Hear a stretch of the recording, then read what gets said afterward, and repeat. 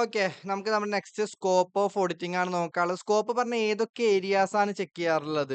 ഇപ്പൊ CA എന്ന കോഴ്സിന് എവിടെയൊക്കെ സ്കോപ്പ് ഉണ്ട് ചോദിച്ചു കഴിഞ്ഞാല് അക്കൗണ്ട്സ് ഉണ്ട്, ടാക്സേഷൻ ഉണ്ട്, കോസ്റ്റിംഗ് ഉണ്ട്, FM ഉണ്ട്. അതല്ലേ CAയുടെ സ്കോപ്പ്. അതുപോലെ തന്നെ ഒരു ഓഡിറ്റ് ചെയ്യുമ്പോൾ ഏതൊക്കെ ഏരിയാസ് ചെക്ക് ചെയ്യണം, അല്ലെങ്കിൽ സ്കോപ്പ് ഓഫ് ഓഡിറ്റിംഗ്. ഓക്കെ.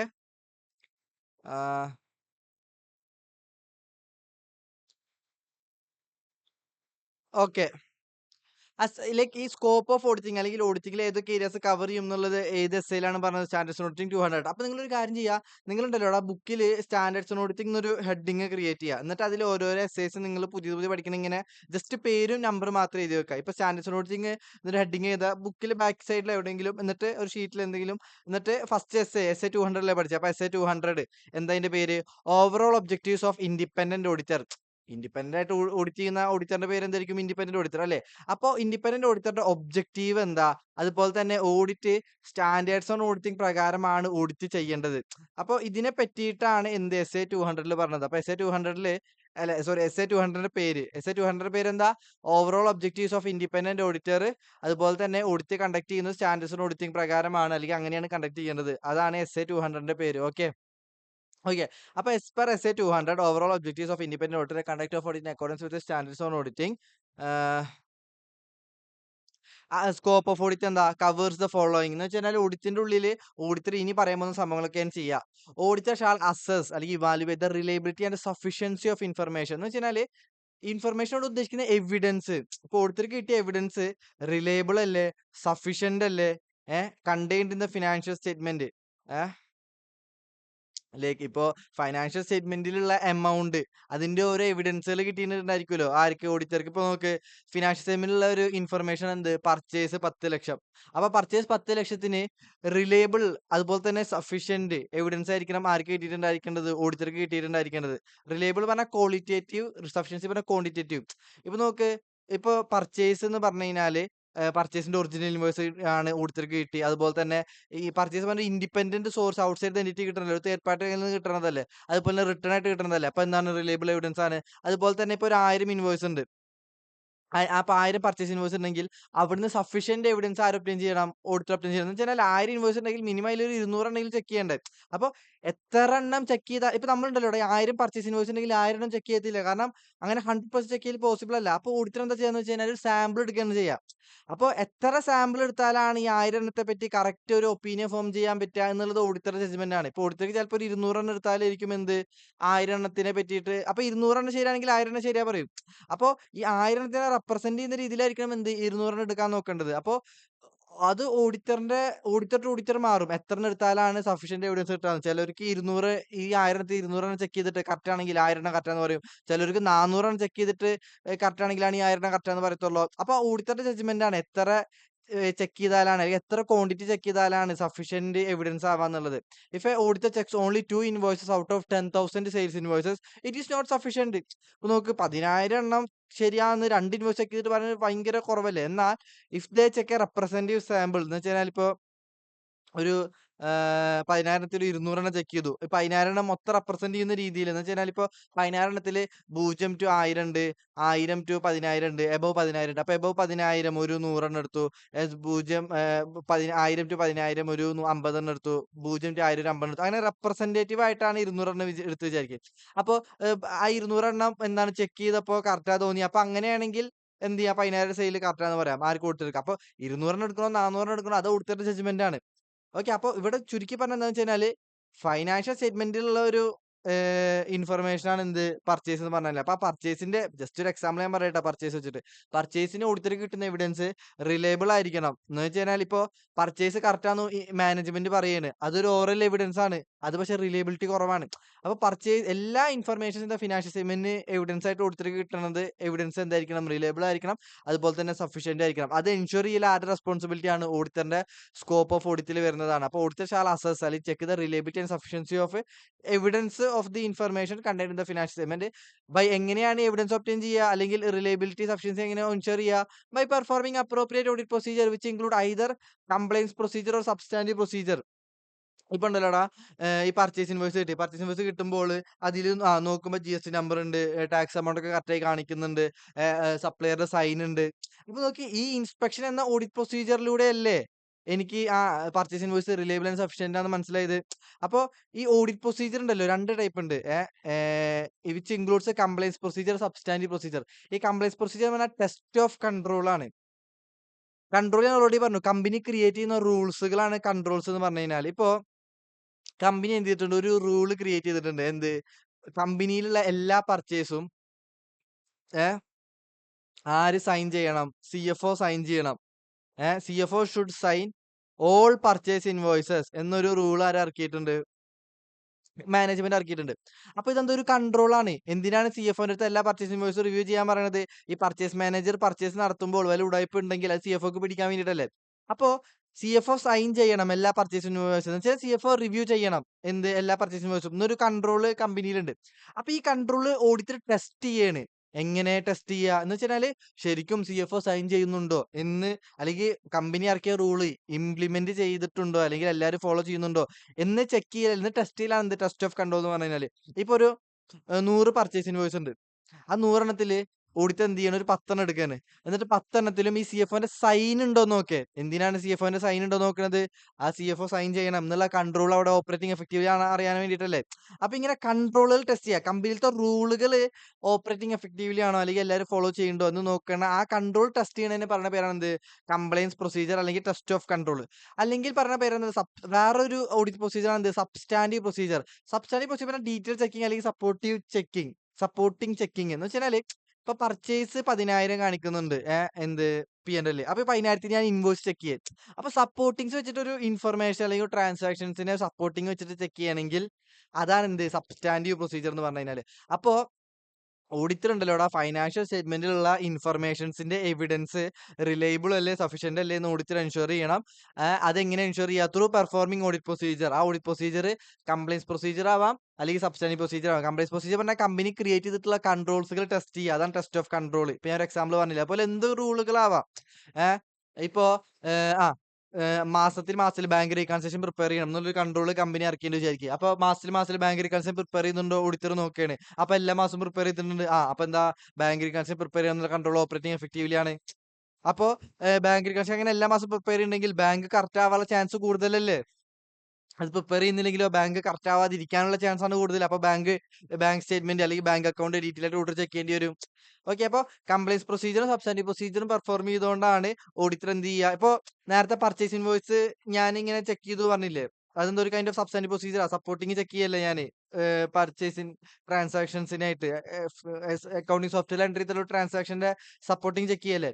അപ്പൊ ഇങ്ങനെ സപ്പോർട്ടിങ് ചെക്ക് ചെയ്യുക for the transactions entered in the financial statement. അത് സബ്സ്റ്റാൻറ്റീവ് പ്രൊസീജിയർ. കൺട്രോൾസ് ടെസ്റ്റ് ചെയ്യുക. കമ്പനി ഇറക്കിയിട്ടുള്ള കൺട്രോൾസ് ഓഡിറ്റർ ടെസ്റ്റ് ചെയ്യണമെന്നുണ്ടെങ്കിൽ അത് ടെസ്റ്റ് ഓഫ് കൺട്രോൾ, അല്ലെങ്കിൽ കംപ്ലയൻസ് പ്രൊസീജിയർ. ഓക്കെ. കൺഫ്യൂഷൻ ഇല്ല വിചാരിക്കുന്നു. ഓക്കെ. ഇവിടെ കുറെ ടേംസുകൾ ഉണ്ട്. ആ ടേംസുകൾ ഞാൻ പറയുന്ന രീതിയിൽ മനസ്സിലാക്കുക. ഞാൻ ഇപ്പോഴേ ഇതൊക്കെ ഡീറ്റെയിൽ ആയിട്ട് വരത്തുള്ളൂ. ഇനി ഞാൻ കംപ്ലയൻസ് പ്രൊസീജിയർ പറയുമ്പോൾ ഇത്ര ഡീറ്റെയിൽ ആയിട്ട് ഞാൻ പറയത്തില്ല. അപ്പൊ നിങ്ങൾക്ക് വേണ്ട നോട്ട് ചെയ്താൽ, നിങ്ങൾക്ക് എങ്ങനെ മെമ്മറിയിൽ നിൽക്കാൻ ആവശ്യം വെച്ചാൽ അതുപോലെ എഴുതുക. ഓക്കെ. അതുപോലെ the auditor shall determine whether information disclosed in the financial statement is conformity with the generally accepted accounting principles and statutory requirement. ഇപ്പൊ നോക്ക്, ഓഡിറ്റർ എൻഷുർ ചെയ്യണം എന്ത്? ഫിനാൻഷ്യൽ സ്റ്റേറ്റ്മെന്റിൽ ഒരുപാട് ഇൻഫർമേഷൻസ് ആര് ഡിസ്ക്ലോസ് ചെയ്തിട്ടുണ്ട്? നോട്ട്സ് ടു അക്കൗണ്ട്സിൽ മാനേജ്മെന്റ് കാട്ടിയിട്ടുണ്ടാവും. കണ്ടിജന്റ് ലയബിലിറ്റി, സെയിൽസ് റിലേറ്റഡ് ഒരുപാട് ഡാറ്റാസ് ഉണ്ടായിരിക്കും. അപ്പൊ അതൊക്കെ applicable generally accepted accounting principles and statutory requirements, accounting സ്റ്റാൻഡേർഡും അതുപോലെ തന്നെ സ്റ്റാറ്റ്യൂട്ടറി റിക്വയർമെന്റ്. ഫോർ എക്സാമ്പിൾ, ഇപ്പൊ കമ്പനി കമ്പനീസ് ആക്ടിന് കീഴിൽ ഷെഡ്യൂൾ 3 പാർട്ട് 1 പാർട്ട് 2 പറഞ്ഞ സംഭവമുണ്ട്. അത് നിങ്ങൾക്ക് ഇവിടെ പഠിക്കാനില്ല. ഓക്കെ. ഓക്കെ. അല്ല, ഉണ്ട് തോന്നുന്നുണ്ട് ട്ടോ. അത് നമുക്ക് നോക്കാം. ഓക്കെ. ഷെഡ്യൂൾ 3 പാർട്ട് 1 പാർട്ട് 2 അത് കമ്പനീസ് ആക്ടിന് കീഴിൽ വരുന്ന ഷെഡ്യൂൾ 3 ആണ്. അതില് ഇൻവെന്ററി റിലേറ്റഡ് എന്തൊക്കെ കമ്പനി ഡിസ്ക്ലോസ് ചെയ്യണം, അല്ലെങ്കിൽ ട്രേഡ് പേയബിൾസ് റിലേറ്റഡ് എന്തൊക്കെ കമ്പനി ഡിസ്ക്ലോസ് ചെയ്യണം, പ്രൊമോട്ടേഴ്സ് ഷെയർ ഹോൾഡിംഗ് റിലേറ്റഡ് എന്തൊക്കെ കമ്പനി ഡിസ്ക്ലോസ് ചെയ്യണം എന്ന് വ്യക്തമായിട്ട് പറയുന്നുണ്ട്. എങ്ങനെ ഡിസ്ക്ലോസ് ചെയ്യണം, എപ്പോൾ ഡിസ്ക്ലോസ് ചെയ്യണം എന്നൊക്കെ. അപ്പൊ ഷെഡ്യൂൾ 3 പ്രകാരം, അപ്പൊ ഈ ഷെഡ്യൂൾ 3യും അക്കൗണ്ടിംഗ് സ്റ്റാൻഡേർഡിനെയും മൊത്തത്തിൽ പറയുന്ന പേരാണ് എന്ത്? അപ്ലിക്കബിൾ ഫൈനാൻഷ്യൽ റിപ്പോർട്ടിംഗ് ഫ്രെയിംവർക്ക് എന്ന്. ഏഹ് അപ്ലിക്കബിൾ ഫിനാൻഷ്യൽ റിപ്പോർട്ടിംഗ് ഫ്രെയിംവർക്ക് പറഞ്ഞാൽ എന്താ? ഞാനിപ്പോ പറയാം. അതിപ്പോ പറയാൻ എനിക്ക് നല്ലത്. Applicable financial reporting framework. നിങ്ങൾ എക്സാമിന് ഫുൾ ഫോം എഴുതാൻ പറ്റില്ല. അപ്ലിക്കബിൾ പറഞ്ഞാൽ അപ്ലിക്കബിൾ തന്നെ. ഫിനാൻഷ്യൽ റിപ്പോർട്ടിംഗ് പറഞ്ഞാൽ എന്താ? Preparation of financial statement. Framework പറഞ്ഞാൽ എന്താ? Rules and regulations. അപ്പോ ഓരോ പർട്ടിക്കുലർ സിനാരിയോയില് ഫൈനാൻഷ്യൽ സ്റ്റേറ്റ്മെന്റ് പ്രിപ്പറേഷന് അപ്ലിക്കബിൾ ആയിട്ടുള്ള റൂൾസ് ആൻഡ് റെഗുലേഷൻസിന് പറഞ്ഞ പേരാണ് എന്ത് അപ്ലിക്കബിൾ ഫിനാൻഷ്യൽ റിപ്പോർട്ടിംഗ് ഫ്രെയിംവർക്ക്. ഇപ്പൊ ഒരു കമ്പനിയുടെ കേസില് കമ്പനി ഫൈനാൻഷ്യൽ സ്റ്റേറ്റ്മെന്റ് പ്രിപ്പയർ ചെയ്യുമ്പോൾ എന്ത് പ്രകാരം പ്രിപ്പയർ ചെയ്യുക? എഎസും ഇപ്പൊ ഈ ഷെഡ്യൂൾ 3 ഒക്കെ പ്രകാരം. അപ്പോ എഎസും ഷെഡ്യൂൾ 3 ആണ് എന്ത് അപ്ലിക്കബിൾ ഫിനാൻഷ്യൽ റിപ്പോർട്ടിംഗ് ഫ്രെയിംവർക്ക്. ഇനി ഈ നോർമൽ കമ്പനിക്ക് പകരം ബാങ്ക് ആണെന്നുണ്ടെങ്കിൽ അവിടെ എഎസും അതുപോലെ തന്നെ ഷെഡ്യൂൾ 3യും ബാങ്ക് എന്തായാലും കമ്പനിയാണല്ലോ. അതുപോലെ തന്നെ ബാങ്കിങ് റെഗുലേഷൻ ആക്ടും ആർബിഐ ഗൈഡ് ലൈൻസും ഒക്കെ ഉണ്ടായിരിക്കും. ആർബിഐയും ഫിനാൻസ് സ്റ്റേറ്റ്മെന്റിൽ ഡിസ്ക്ലോസ് ചെയ്യുന്ന കുറച്ച് കാര്യങ്ങൾ പറയുന്നുണ്ടായിരിക്കും. അപ്പൊ അവിടെ എന്താ ബാങ്കിങ് റെഗുലേഷൻ ആക്ടും അക്കൗണ്ടിംഗ് സ്റ്റാൻഡേർഡും ഷെഡ്യൂൾ 3 ആണ് എന്ത് അപ്ലിക്കബിൾ ഫിനാൻഷ്യൽ റിപ്പോർട്ടിംഗ് ഫ്രെയിംവർക്ക്. ഇനി ഒരു ഇൻഷുറൻസ് കമ്പനി ആണെങ്കിൽ അവരുടെ ഫിനാൻഷ്യൽ സ്റ്റേറ്റ്മെന്റ് പ്രിപ്പയർ ചെയ്യുമ്പോൾ ഈ എഎസും ഈ ഇൻഷുറൻസ് റെഗുലേറ്ററി ഡെവലപ്മെന്റ് അതോറിറ്റി ആക്ടും അതുപോലെ തന്നെ വേറെ വല്ല റൂൾസുകൾ ഉണ്ടെങ്കിൽ ലൈക്ക് ഫിനാൻഷ്യൽ സ്റ്റേറ്റ്മെന്റ് പ്രിപ്പയർ ചെയ്യുമ്പോൾ ഫോളോ ചെയ്യേണ്ടതായിട്ടുണ്ടെങ്കിൽ ആ റൂൾസിനെ മൊത്തത്തിൽ പറഞ്ഞ പേരാണ് എന്ത് അപ്ലിക്കബിൾ ഫിനാൻഷ്യൽ റിപ്പോർട്ടിംഗ് ഫ്രെയിംവർക്ക്. അപ്പൊ നോക്കി ഇവിടെ കമ്പനിയുടെ കേസിൽ normally applicable financial reporting framework എന്താണ്? അക്കൗണ്ടിംഗ് സ്റ്റാൻഡേർഡ്സും കമ്പനീസ് ആക്ടും. മെയിൻലി ഷെഡ്യൂൾ 3 ആണ് കമ്പനീസ് ആക്ടിന് കീഴിൽ വരുന്നത്. കാരണം ഷെഡ്യൂൾ 3 ആണ് ഫിനാൻഷ്യൽ സ്റ്റേറ്റ്മെന്റ് എങ്ങനെ പ്രിപ്പയർ ചെയ്യണം ഫോർമാറ്റ് ഒക്കെ പറയണത്. അപ്പൊ നോക്ക് ഈ അക്കൗണ്ടിംഗ് സ്റ്റാൻഡേർഡിലും ഈ കമ്പനീസ് ആക്ടിന് കീഴിൽ വരുന്ന ഷെഡ്യൂൾ 3ലും അല്ലെങ്കിൽ കമ്പനീസ് ആക്ടിലും എന്തൊക്കെ മാനേജ്മെന്റ് ഡിസ്ക്ലോസ് ചെയ്യണം എന്ന് പറയുന്നുണ്ട്. അപ്പൊ ഈ കമ്പനീസ് ആക്ടിന്റെയും അക്കൗണ്ടിംഗ് സ്റ്റാൻഡേർഡിന്റെയും പറയണ പേരാണ് എന്ത് generally accepted accounting principles and statutory requirement. ഇതിന് വേണമെങ്കിൽ അപ്ലിക്കബിൾ ഫിനാൻഷ്യൽ റിപ്പോർട്ടിംഗ് ഫ്രെയിംവർക്ക് എന്നും പറയാം. ബട്ട് ഇത് തന്നെ നിങ്ങൾ എക്സാമിന് എഴുതാൻ പാടുള്ളൂ. ഓക്കെ ഓക്കെ അപ്പൊ ഇതുപോലത്തെ അക്കൗണ്ടിംഗ് സ്റ്റാൻഡേർഡ് കമ്പനീസ് ആക്ട് പ്രകാരം ഫൈനാൻഷ്യൽ സ്റ്റേറ്റ്മെന്റ് മാനേജ്മെന്റ് ഡിസ്ക്ലോസ് ചെയ്യാൻ കുറച്ച് ഇൻഫർമേഷൻ ബാധ്യസ്ഥതയുണ്ട്. ആ ഫിനാൻഷ്യൽ സ്റ്റേറ്റ്മെന്റിൽ അങ്ങനെ മാനേജ്മെന്റ് ഡിസ്ക്ലോസ് ചെയ്യാൻ ബാധ്യസ്ഥമായിട്ടുള്ള എല്ലാ ഇൻഫർമേഷൻസുകളും ഡിസ്ക്ലോസ് ചെയ്തിട്ടുണ്ടോ എന്ന് നോക്കൽ ആരുടെ ഉത്തരവാദിത്ത? ഓഡിറ്ററിന്റെ ഉത്തരവാദിത്തമാണ്. അതുപോലെ തന്നെ the auditor shall exercise professional judgement for all matters which are material. Professional judgement പറഞ്ഞാൽ എന്താ? Nothing but professional judgement means professional decision using professional experience and knowledge. ഓഡിറ്ററിന്റെ എക്സ്പീരിയൻസും നോളജും യൂസ് ചെയ്തിട്ട് പക്വതയോട് കൂടിയിട്ട് ഒരു പ്രൊഫഷണൽ ആയിട്ടുള്ള ഒരാള് അൺബയാസ്ഡ് ആയിട്ട് ഒരു ഒപ്പീനിയൻ അല്ലെങ്കിൽ അഭിപ്രായം വേണം എല്ലാ മാറ്റേഴ്സ് വിച്ച് ആർ മെറ്റീരിയൽ. ഈ മെറ്റീരിയൽ എങ്ങനെ തീരുമാനിക്കാന്നുള്ളത് അതും ഓഡിറ്ററിന്റെ എന്താണ് ജഡ്ജ്മെന്റ് ആണ്. ഇപ്പോ ഒരു ഫൈനാൻഷ്യൽ സ്റ്റേറ്റ്മെന്റില് 100 രൂപ മിസ്സ്റ്റേറ്റ്മെന്റ് ഉണ്ട്. അത് ഓഡിറ്റർക്ക് തോന്നുകയാണ് ഇത് യൂസേഴ്സിന്റെ ഡിസിഷനെ ഇൻഫ്ലുവൻസ് ചെയ്യത്തില്ല. യൂസേഴ്സ് പറഞ്ഞാൽ എന്താ ബ്രോഡർ ടേം ആണ്. ബാങ്ക് ആവാം, കസ്റ്റമേഴ്സ് ആവാം, സപ്ലയേഴ്സ് ആവാം, ഗവൺമെന്റ് ആവാം, ആര് വേണമെങ്കിലും ആവാം. അപ്പൊ ഈ 100 രൂപ തെറ്റ് ഈ യൂസേഴ്സ് അറിഞ്ഞു കഴിഞ്ഞാൽ യൂസേഴ്സിന് വലിയ വിഷയമില്ല എന്ന് ഓഡിറ്റർക്ക് തോന്നണമെങ്കിൽ അത് യൂസേഴ്സിന്റെ എക്കോണമിക് ഡിസിഷനെ ഇൻഫ്ലുവൻസ് ചെയ്യുന്നുണ്ടോ? ഇല്ല. എന്നാൽ ഒരു 1000 രൂപയുടെ മിസ്സ്റ്റേറ്റ്മെന്റ് യൂസേഴ്സിന്റെ എക്കോണമിക് ഡിസിഷനെ ഇൻഫ്ലുവൻസ് ചെയ്യുന്നുണ്ടെങ്കിൽ എന്ന് വെച്ചാല് ഈ 1000 രൂപയുടെ മിസ്സ്റ്റേറ്റ്മെന്റ് യൂസേഴ്സ് അറിഞ്ഞു കഴിഞ്ഞാൽ ഈ കമ്പനിയുടെ ഷെയർ മേടിക്കില്ല. എന്നാൽ ഈ 1000 രൂപയുടെ മിസ്സ്റ്റേറ്റ്മെന്റ് യൂസർ അറിഞ്ഞില്ലെങ്കിൽ ഈ കമ്പനിയുടെ ഷെയർ മേടിക്കും. അപ്പൊ അതിനർത്ഥം എന്താ? ഇൻഫ്ലുവൻസ് ചെയ്യുന്നുണ്ടെന്നല്ല യൂസറിന്റെ എക്കോണമിക് മണി റിലേറ്റഡ് ഡിസിഷന്. അപ്പൊ നോക്കി ഈ 1000 എന്താ മെറ്റീരിയൽ ആണ്.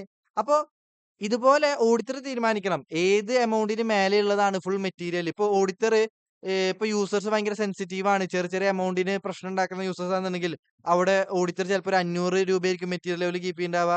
അത് ഓഡിറ്ററുടെ ജഡ്ജ്മെന്റ് ആട്ടാ. ഇനി യൂസേഴ്സ് എന്താണ് ഇത്തിരി അധികം മിസ്റ്റേക്ക് ഉണ്ടെങ്കിലും വിഷയമില്ല. അങ്ങനെയുള്ളതാണെങ്കിൽ 1000 രൂപയായിരിക്കും മെറ്റീരിയൽ ലെവൽ കീപ്പ് ചെയ്യുന്നുണ്ടായിരിക്കാം. അപ്പൊ നോക്ക് ഓഡിറ്ററിന്റെ ജഡ്ജ്മെന്റ് അനുസരിച്ചിട്ട് മെറ്റീരിയൽ ഏത് മെറ്റീരിയൽ അല്ലാത്ത ഏത് എന്നുള്ളത് മാറിക്കൊണ്ടിരിക്കും. അപ്പൊ മെറ്റീരിയൽ ആയിട്ടുള്ള എല്ലാ ഐറ്റത്തിനും പ്രൊഫഷണൽ ജഡ്ജ്മെന്റ് അല്ലെങ്കിൽ പ്രൊഫഷണൽ എക്സ്പീരിയൻസും നോളജും യൂസ് ചെയ്യണം എന്നുള്ളത് എന്നാണ് ഇൻഡയറക്ട്ലി ഇവിടെ പറഞ്ഞു വരുന്നത്. Okay The duty of auditor shall not be limited to mere verification of accounting entries based on available vouchers and documents. എന്ന് വെച്ചാല് ഫിനാൻസ് സ്റ്റേറ്റ്മെന്റിൽ റെന്റ് 10,000 റെന്റ് അഗ്രിമെന്റിൽ 10,000 കറക്റ്റ്. ഇങ്ങനെ ജസ്റ്റ് കോപ്പി ചെയ്ത് സെയിം അല്ലേ എന്ന് നോക്കുന്ന പരിപാടി മാത്രമല്ല ആരുടെ റെസ്പോൺസിബിലിറ്റി? ഓഡിറ്ററിന്റെ responsibility. Auditor shall also evaluate the authenticity of transactions appropriate recording of the same in the books of account as well as compliance of accounting and reporting process with the relevant statutes. ഇപ്പൊ നോക്ക് whether rent correct ആണോ as per industry standard അല്ലാതെ rather than comparing with agreement എന്ന് വെച്ചാല് ഇപ്പൊ ഈ rent agreement fake ഉണ്ടാക്കാൻ വലിയ പണിയൊന്നുമില്ല. ഇപ്പൊ തൃശ്ശൂർ പോലത്തെ ഒരു സിറ്റി വലിയൊരു ബിൽഡിംഗ് ആണ് ക്ലൈന്റിനുള്ളത്. അവിടെ വെറും 10,000 രൂപ റെന്റ് എന്ന് പറഞ്ഞു കഴിഞ്ഞാല് വിശ്വസിക്കാൻ ഇത്തിരി ബുദ്ധിമുട്ടാണ് അല്ലെ? പക്ഷെ റെന്റ് അഗ്രിമെന്റ് 10,000 മാച്ചാ. അതില് കാര്യമുണ്ടോ? ഇല്ല. അപ്പൊ ഓഡിറ്റർ ഉണ്ടല്ലോ കുറച്ച് കോമൺ സെൻസ് യൂസ് ചെയ്യണം അല്ലെങ്കിൽ അനലിറ്റിക്കൽ പ്രൊസീജിയർ യൂസ് ചെയ്യണം. വെച്ചാൽ ലോജിക്കൽ തിങ്കിങ് അല്ല അനലിറ്റിക്കൽ തിങ്കിങ് യൂസ് ചെയ്യണം. സിറ്റിയില് തൃശ്ശൂർ പോലത്തെ സിറ്റിയിൽ 10,000 രൂപയ്ക്ക് ഇത്ര വലിയ ബിൽഡിംഗ് റെന്റിലിട്ട് പോസിബിൾ അല്ല. അപ്പൊ യൂസേഴ്സിന് മിസ്ലീഡ് ചെയ്യാനായിരിക്കും ചിലപ്പോൾ ഈ ഫേക്ക് അഗ്രിമെന്റ് ക്ലൈന്റ് ക്രിയേറ്റ് ചെയ്തിട്ടുണ്ടായിരിക്കാം. അപ്പൊ ജസ്റ്റ് അക്കൗണ്ടിങ് എൻട്രി റെന്റിന്റെ 10,000 അക്കൗണ്ടിംഗ് എൻട്രി ഉള്ള റെന്റ് എഗ്രിമെന്റ് വെച്ചിട്ട് കമ്പയർ ചെയ്തിട്ട് മറ്റേ എൽകെജി പിള്ളേരുടെ പണിയല്ല ഓഡിറ്റർ ചെയ്യേണ്ടത്. കോമൺ സെൻസ് യൂസ് ചെയ്തിട്ട് എല്ലാ അക്കൗണ്ടിംഗ് എൻട്രീസും സത്യസന്ധതയുള്ളതാണോ, പ്രോപ്പർലി റെക്കോർഡ് ചെയ്തിട്ടുണ്ടോ books of account, accounting S പ്രകാരം തന്നെയല്ലേ അക്കൗണ്ട് ചെയ്തിട്ടുള്ളത്, റെന്റിനെ റവന്യൂ എക്സ്പെൻഡിച്ചർ ആയിട്ട് തന്നെയല്ലേ കാട്ടിയിട്ടുള്ളത്, അല്ലാതെ ക്യാപിറ്റൽ എക്സ്പെൻഡിച്ചർ ആയിട്ടൊന്നും അല്ലല്ലോ. അതുപോലെ തന്നെ റെലവന്റ് സ്റ്റാറ്റ്യൂട്ട് ഇപ്പൊ ഷെഡ്യൂൾ 3 പ്രകാരം വല്ലതും റെന്റ് റിലേറ്റഡ് റിപ്പോർട്ട് ചെയ്യാൻ പറയുന്നുണ്ട്, ഉണ്ടെങ്കിൽ അതൊക്കെ റിപ്പോർട്ട് ചെയ്തിട്ടില്ലേ എന്ന് ആര് നോക്കണം? ഓഡിറ്റർ നോക്കണം. അപ്പൊ ഇതൊക്കെ ഓഡിറ്ററിന്റെ റെസ്പോൺസിബിലിറ്റി ആണ്. പക്ഷെ ഓഡിറ്റ് ചെയ്യുമ്പോൾ ഓഡിറ്റർ ചെയ്യേണ്ട കാര്യങ്ങളാണ്. അതൊക്കെയല്ലേ സ്കോപ്പ് ഓഫ് ഓഡിറ്റിംഗ് എന്ന് പറഞ്ഞാല്. ഓക്കെ. ആഹ് ഓക്കെ. അപ്പൊ സ്കോപ്പ് ഓഫ് ഓഡിറ്റിംഗ് വളരെ ഇമ്പോർട്ടന്റ് ആണ്. അപ്പൊ ഓഡിറ്റർ എന്തൊക്കെയാണ് ഓഡിറ്റിന്റെ സ്കോപ്പ്, അല്ലെങ്കിൽ ഓഡിറ്റ് ചെയ്യുമ്പോൾ ഓഡിറ്റർ എന്തൊക്കെ ഏരിയാസ് ആണ് എൻഷുർ ചെയ്യേണ്ടത്? എല്ലാ ഫിനാൻഷ്യൽ സ്റ്റേറ്റ്മെന്റിലെ എല്ലാ ഇൻഫർമേഷന്റെ എവിഡൻസും റിലയബിളും സഫിഷ്യന്റ് എൻഷുർ ചെയ്യണം. Through performing audit procedure. ആ procedure can be compliance procedure, substantive procedure. അതുപോലെ തന്നെ ഫിനാൻഷ്യൽ സ്റ്റേറ്റ്മെന്റിലുള്ള ഡിസ്ക്ലോസ് ചെയ്തിട്ടുള്ള എല്ലാ ഇൻഫർമേഷൻസും generally accepted accounting principles statutory requirement പ്രകാരമല്ലേ എന്ന് ഓഡിറ്റർ എൻഷുർ ചെയ്യണം. ഈ generally accepted accounting principles statutory requirement ഉദ്ദേശിക്കുന്ന അക്കൗണ്ടിംഗ് സ്റ്റാൻഡേർഡ് കമ്പനീസ് ആക്ടും.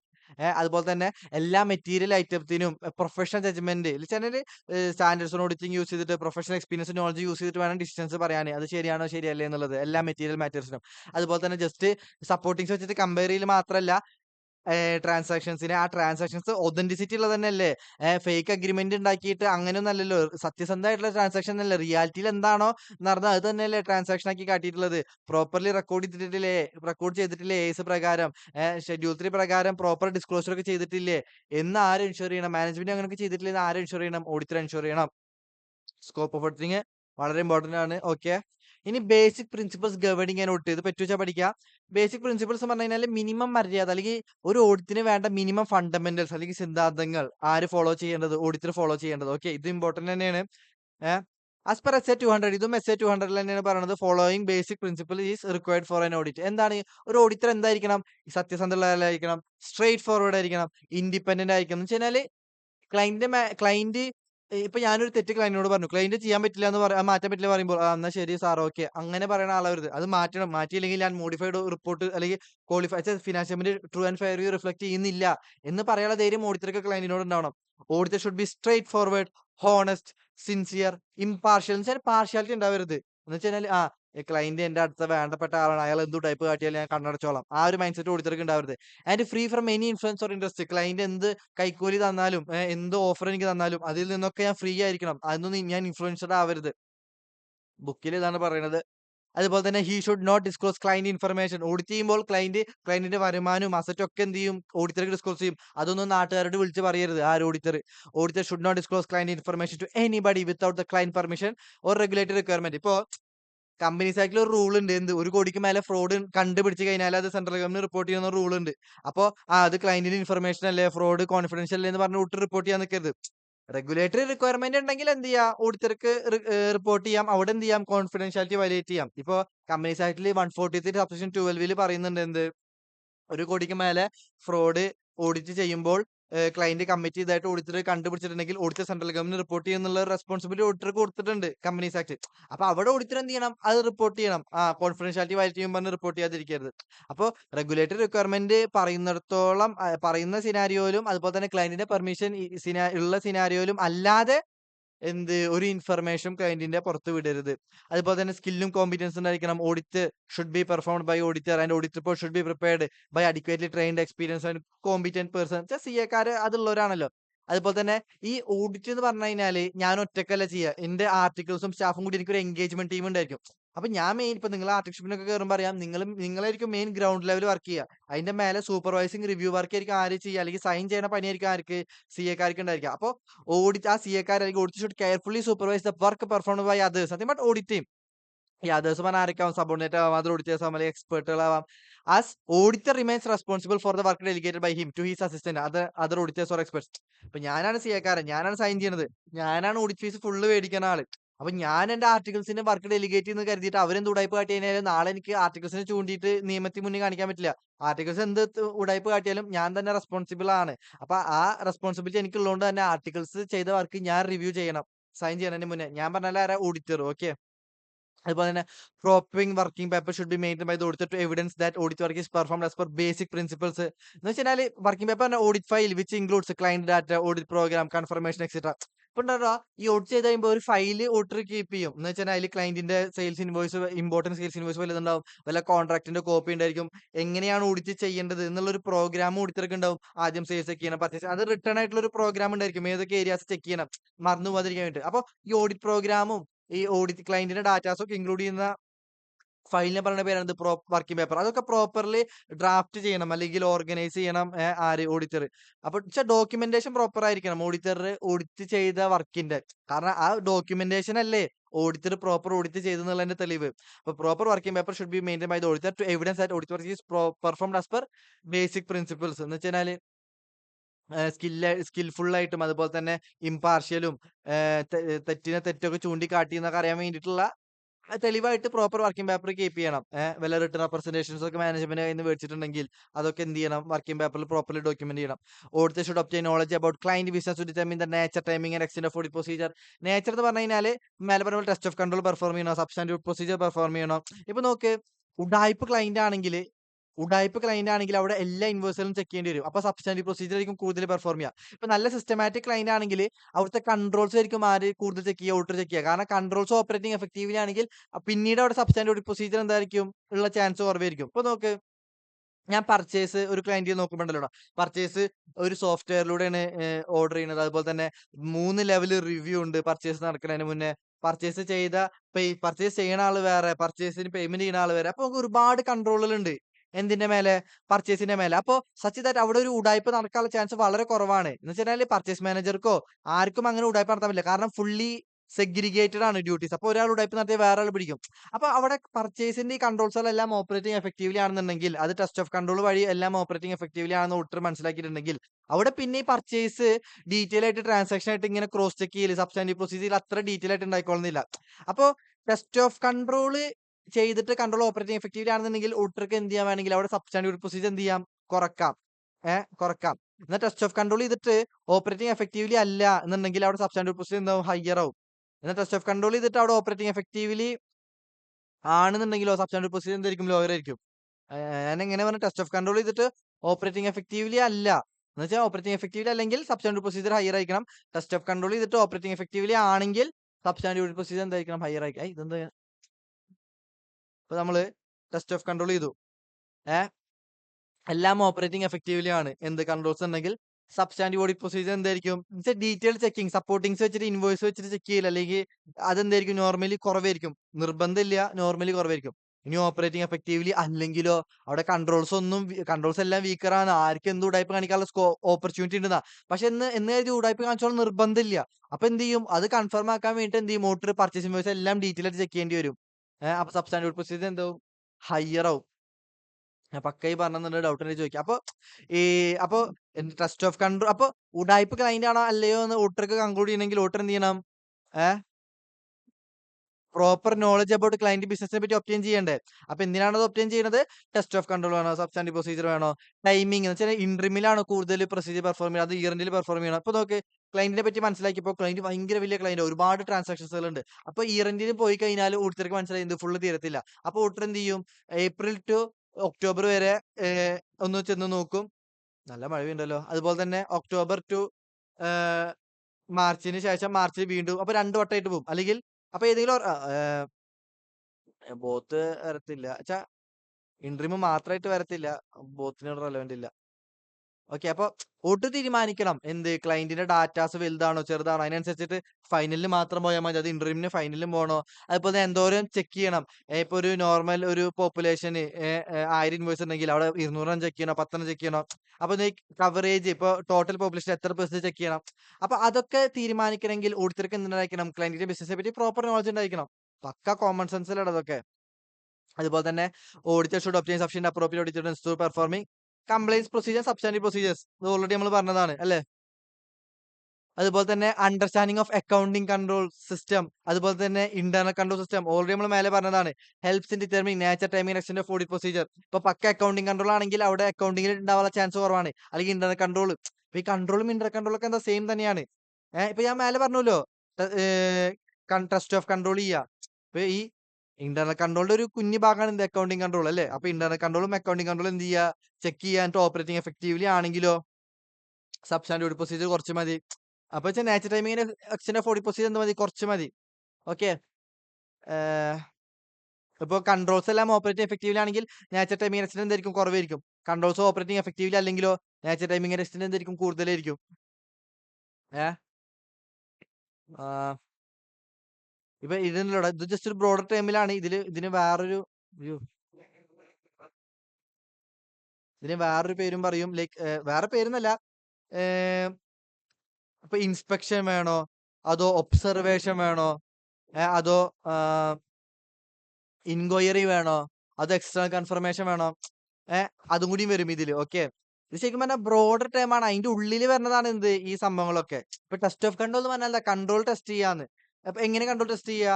സിഎഫ്ഒനോട് ഇപ്പൊ സിഇഒ അല്ല സിഎഫ്ഒ പർച്ചേസ് ഓതറൈസ് ചെയ്യാം എന്നൊരു കൺട്രോൾ ഉണ്ട്. അപ്പൊ എങ്ങനെ ടെസ്റ്റ് ചെയ്യാ?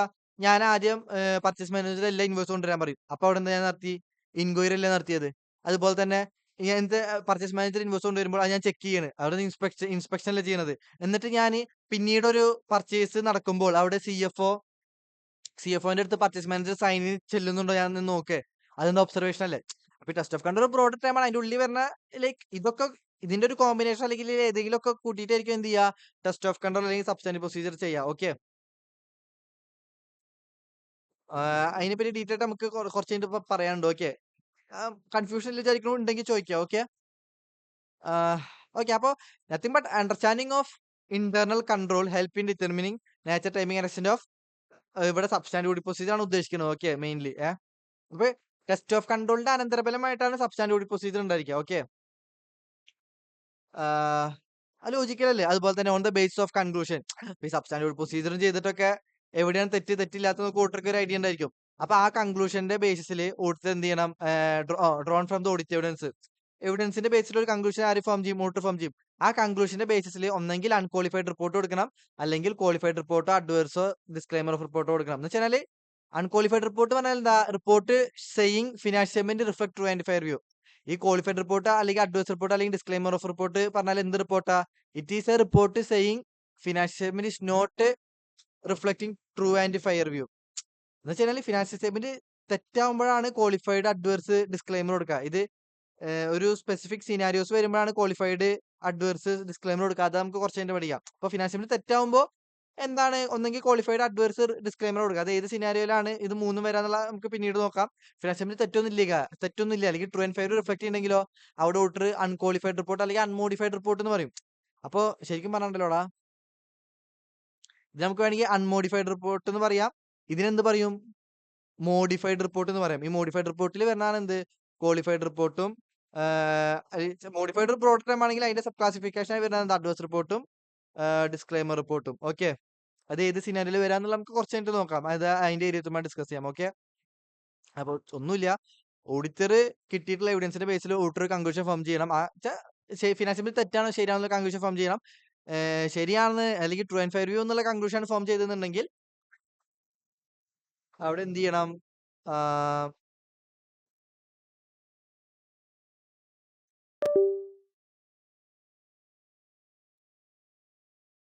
Financial statement ശരിയാണെന്നുണ്ടെങ്കിൽ financial statement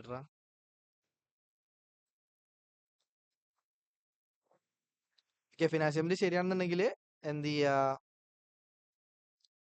true and fair reflect ചെയ്യുന്നുണ്ടെങ്കിൽ അൺക്വാളിഫൈഡ് റിപ്പോർട്ട് കൊടുക്കുക. ഫിനാൻഷ്യൽ സ്റ്റേറ്റ്മെന്റ് തെറ്റാണെന്നുണ്ടെങ്കിൽ ക്വാളിഫൈഡ് റിപ്പോർട്ട് കൊടുക്കുക.